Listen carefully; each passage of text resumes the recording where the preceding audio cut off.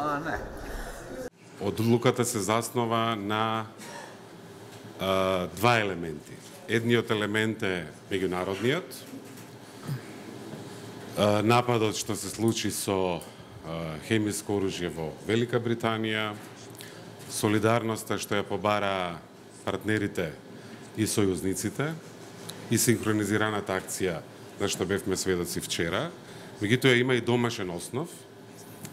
Се работи за лице што со своите делувања излегло вон својот мандат и одредбите на Виенската конвенција за дипломатски односи. И ова беше реакција што е во функција на заштита на државниот интерес, на интегритетот на институциите и на безбедноста на државата. Се работи за обид за добивање сензитивни информации, кои што се важни за и класификувани информации, кои што се важни за безбедноста на Република Македонија. Мислам дека ќе има тука многу интерес околу идентитетот на лицето, што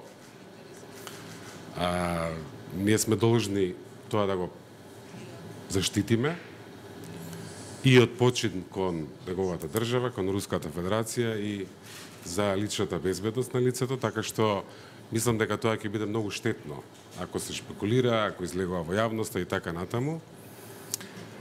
Нашите сознанија се подкрепени и евидентирани, немаме никакви дилеми дека такви обиди имало. Кога разговараме за протерување на дипломати, тоа е билатерално прашање на процена. Себастијан Курц како канцелар и јас исто како представник на владата вчера имавме заедничка конференција за печат, односно изјава за печат дадовме каде што велиме дека посебно при тешки времиња е многу од важност да се држат отворени каналите за разговор.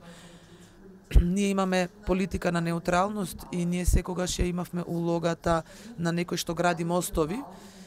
Сите овде се можеби премлади присутни за да се сетат на Крушчов Кенеди средбата, но тоа беше многу важна средба која што се деси на врвот на студената војна.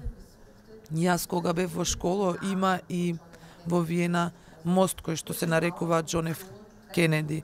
Значи ние треба да сме место на средба во тешки времиња и да бидеме мост. Тоа е традиција на австриската дипломатија.